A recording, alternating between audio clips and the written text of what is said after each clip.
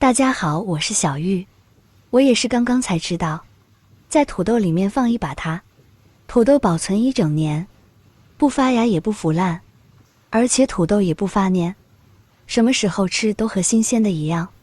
土豆是不是很多朋友都爱吃啊？土豆在我们日常生活中是非常常见到的一种蔬菜。这个季节的土豆我们这边非常便宜，也不知道是不是土豆大量上市了。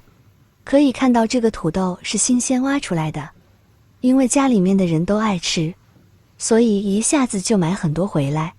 但是我们发现土豆虽然好吃，做什么都香，又软又糯，老人小孩都爱吃，而它却有一个非常大的缺点，就是不易保存。尤其是现在天气越来越热了，买回家的土豆一时半会吃不完的话，放在屋里面2、3天，可能就会出现变绿甚至是发芽的情况。一旦发了芽的土豆就不能吃了，因为发了芽的土豆里面含有大量的龙葵碱，而龙葵碱这种物质吃多了是会中毒的。所以说我们一不小心土豆买多了，一时半会吃不完的话，一定要把它保存好。而学会今天这个保存土豆的方法，准保你保存的土豆放个1年半载都不会发芽变绿，甚至是发蔫，随吃随取，非常的方便。首先来看第一个保存方法，准备一个塑料袋，什么颜色的都可以，保鲜袋也行。然后我们将需要保存的土豆直接放到塑料袋中。很多朋友保存土豆之前，习惯将土豆表面的这些泥土用手掰掉，或者是抠掉，甚至用水去洗。其实那种方法是错误的，洗过的土豆是很难被保存的，特别容易腐烂变质。土豆全部放进来之后，现在往里面放一个苹果进来。苹果大家也非常爱吃吧，它也有水果之王之称，营养价值特别丰富，民间也有1日1苹果的说法。其实我们的苹果不仅好吃，营养丰富，在保存土豆的时候也能起到很大的作用。我们在土豆里面放上一个苹果，然后再把土豆的袋子扎紧，将它完全密封起来，尽量把其中的气体排空。完全密封起来之后，我们把它放到阴凉通风的地方进行保存就可以了。以这种方式保存土豆，咱们的苹果在土豆里面会释放乙烯气体，这样就可以抑制土豆发芽。这个保存土豆的方法特别管用，尤其是住楼房的朋友，这种的方法你一定要去试一试。第二种方法适合家里面土豆比较多的，我们准备一个纸箱子，平时装了牛奶或者是家电啊、快递的纸箱子都可以。然后取出家里面的报纸，没有报纸的也可以用平时孩子的画画纸，或者是写完作业的纸，在我们的纸箱子底部均匀地铺上2层。铺好之后，现在我们往里面撒一点点它进来，均匀的撒，不要撒得太多，但也不能太少。撒好之后，我们就把需要保存的土豆一个一个的摆放进来。放土豆的时候要注意，每一个土豆不要叠放在一起，尽量让它们之间保持一定的距离，不然的话，那么在放土豆的过程中，土豆相互之间会产生一个摩擦力，这样就很可能把土豆表皮磨伤了。不管是磨伤还是有损伤的土豆，是不易被保存的，而且很容易就会变质。那么土豆比较多的话，我们就继续往上面铺上1层纸，铺好后再撒上1层这个东西，然后再把土豆放进来。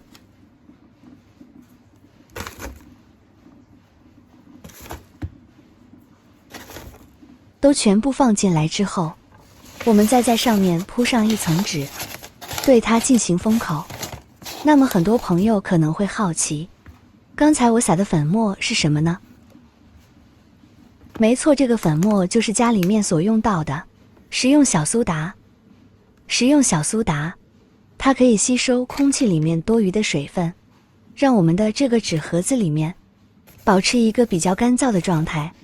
而铺了纸之后就是半功倍了，再加上纸箱子具有很好的透气性，这样我们的土豆放到里面就可以保存很长的时间，不腐烂、不变质、不发芽。那么放到哪呢？我们可以把它放到楼梯间，阴凉通风的地方。数量比较多的话，直接把放了土豆的箱子叠放在一起，以这种方式一下子可以保存许许多多的土豆，并且放到过道里面阴凉通风，也不会占用家里面的空间，特别的好用。第3个方法，准备一个黑色的塑料袋，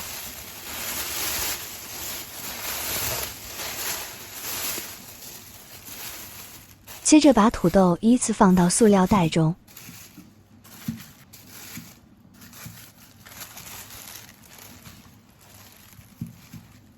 放进来之后，我们直接将黑色塑料袋进行收口。收口的时候，尽量把袋子里面多余的空气排出来。黑色塑料袋具有很好的避光作用，我们的土豆在保存的过程中接触不到光线，那么也不会出现变绿发芽的情况。这样完全收口之后，我们把它放到阴凉通风的地方保存就可以了。那么今天主要给大家分享了3种保存土豆的方法，你最喜欢哪一种呢？欢迎你在评论区留言讨论。当然，如果你有其他更好的保存土豆的方法的话，也欢迎你分享出来，让更多的朋友知道，让更多的人受益。大家要记住，很多朋友土豆买回来之后直接放到冰箱里面去冷藏起来保存，这样做过的朋友都知道，冷藏过的土豆口感吃起来一点都不好，而且土豆该绿还是绿，该发芽也依然会发芽，所以起不到任何的作用。今天给大家分享的这3种方法，很多朋友可能没有试过吧？那么回家你一定要试一试哦。不管你家里面剩了多少土豆，都可以选择3种方法中的其中一种，不管哪一种方法，都可以让你的土豆不发芽、不变绿、不干瘪，再也不必担心土豆买多了吃不完而浪费了的情况了。同时，也希望今天的分享能对你有所帮助。那么本期的视频分享就到这里了，我们下期不见不散，拜拜。